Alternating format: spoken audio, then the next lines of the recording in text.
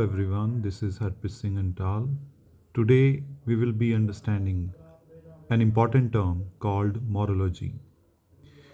It seems morphology is morphology, but morphology is a different term. आज हम इसी के बारे में बात करेंगे. Morphology जो है वो moros शब्द से बनी है. The term originates from the Greek word moros, जिसका मतलब है foolish.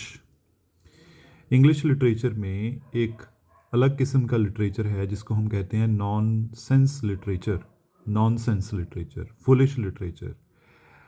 मतलब इस तरह का लिटरेचर लिखा जाता है, इस तरह के नॉवेल्स, पोएम्स लिखे जाते हैं जो कि नॉनसेंस नज़र आते हैं, पर अगर डीप लेवल पर जाके देखें तो उस नॉनसेंस लिटरेचर में भी एक डीप मीनिंग छुपा रहता है. तो उस तरह के लिटरेचर में हमें मोरलॉजी का पता लगता है. मोरलॉजी अब है क्या? मोरलॉजी है यूज और स्टडी ऑफ डेलिब्रेट फुलिशनेस और नॉनसेंसिकल लैंग्वेज. जानबूझकर मूर्खाना या नॉनसेंसिकल लैंग्वेज को यूज़ करना और यूज़ करके अम्यूज़ करना, रीडर्स को अम्यूज़ करना, खुश करना, एंटरटेन करना और एक पॉइंट को बताना.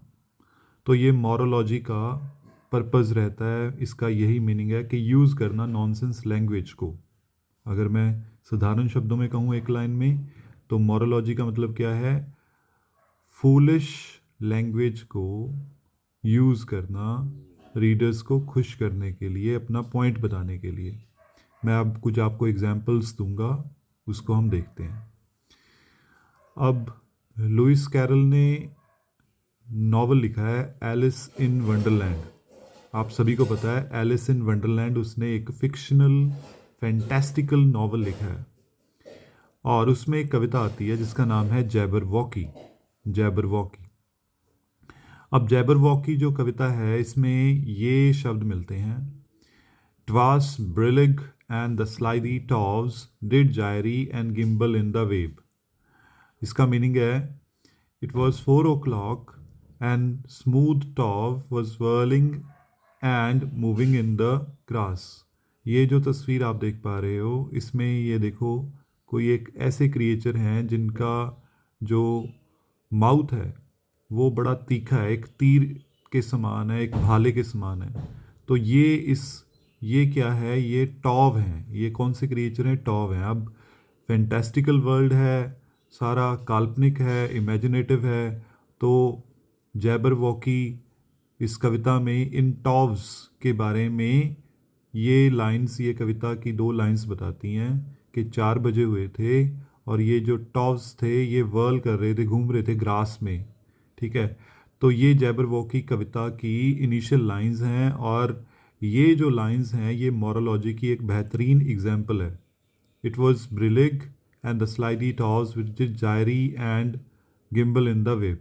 ये जो शब्द हैं, ये जो मैंने डार्कन शब्द हैं, ब्रिलिग, स्लिदी टॉव्स, वेब, ये इन्वेंटेड वर्ड्स हैं.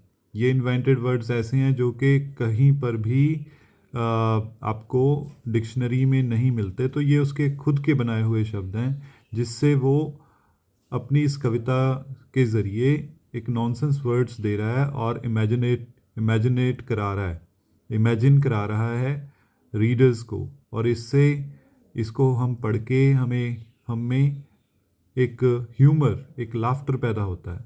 तो ऐसे तो क्रिएचर्स नहीं होते. तो इस तरह से ये एक नॉनसेंस लिटरेचर की एग्जाम्पल है और ये एक मोरलॉजी की एग्जाम्पल है.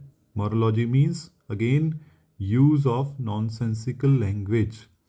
आगे एक और एग्जाम्पल हम लें. एडवर्ड लीयर है, उसने किताब दी थी द बुक ऑफ नॉनसेंस. 1846 में दी थी ये किताब. और इस किताब में आपको एक ख़ास किस्म की कविताएं मिलती हैं जिनको हम कहते हैं लिमरिक्स 5 लाइन की कविता होती है. तो देखो, ये लिमरिक्स में एक कविता हमारे पास है, ये तस्वीर से आपको नज़र आ रहा है. कहता, there was an old man with a beard who said it was just as I feared, 2 owls and hen, 4 larks and a wren, have all built their nest in my beard.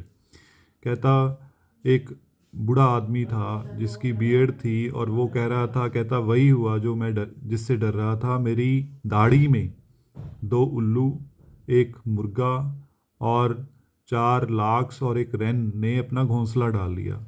तो जब आप इस तस्वीर को देखते हो और इन lines को पढ़ते हो, इस लिमरिक को पढ़ते हो, तो आपको महसूस होता है कि यार ये क्या बकवास है। सच में ये बकवास वाला ही लिटरेचर है, द बुक ऑफ नॉनसेंस है ये। और ये लिमरिक जो है ये नॉनसेंस लिटरेचर की कविताएं होती हैं, 5 लाइन की कविताएं। तो ये भी क्या है, ये जो लाइंस हैं 5 लाइंस, ये लिमरिक्स असल में क्या है, मोरोलॉजी है। Morology means use of foolish language in order to amuse the readers. एक और एग्जाम्पल जाते हैं हम। सैमुअल बेकेट ने एक अपना एब्सर्ड नॉवल, एब्सर्ड प्ले लिखा है जिसका नाम है वेटिंग फॉर गोदो। 1952 में आया था। वो एब्सर्ड लिटरेचर की एग्जाम्पल है। तो एब्सर्ड भी एक तरह का नॉनसेंस ही होता है। तो उसमें 2 करेक्टर्स हैं, एस्ट्रोजन और व्लादिमिर। एस्ट्रोजन और व्लादिमिर के जो डायलॉग्स हैं वो भी नॉनसेंसिकल हैं। एस्ट्रोगन कहता है, we always find something eh Didi to give us the impression we exist. Vladimir answers, yes, we are magicians. तो एस्ट्रोगोन तो ये कह रहा है कि भाई हमें रोज़ कुछ मिलता है, दीदी व्लादिमिर हमें रोज़ कुछ मिलता है और जिससे हमें इम्प्रेशन मिलता है कि हम एग्जिस्ट करते हैं। एक बड़ी सीरियस बात वो कह रहा है एस्ट्रोगोन, पर उसका जो रिप्लाई है व्लादिमिर कर रहा है वो एक नॉन सेंसिकल है। वो क्या कहता है, यस वी आर मैजिशियन। कहता हाँ हम मैजिशियंस हैं।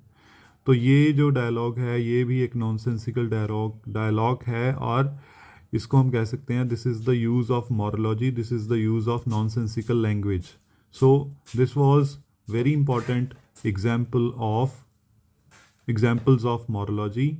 और मोरोलॉजी जो है वो मॉर्फोलॉजी से डिफरेंट है। मॉर्फोलॉजी तो एक लिंग्विस्टिक की टर्म है, मॉर्फोलॉजी के स्पेलिंग जो हैं वो मोरोलॉजी से डिफरेंट हैं। मॉर्फोलॉजी के स्पेलिंग MOROPHO, तो यहाँ पे PH तो है नहीं इसमें, तो ये मॉर्फोलॉजी है, ये मोरोलॉजी है ना कि morphology. Morphology is the scientific study of words formation, वो वर्ड फॉर्मेशन की स्टडी है। मोरोलॉजी तो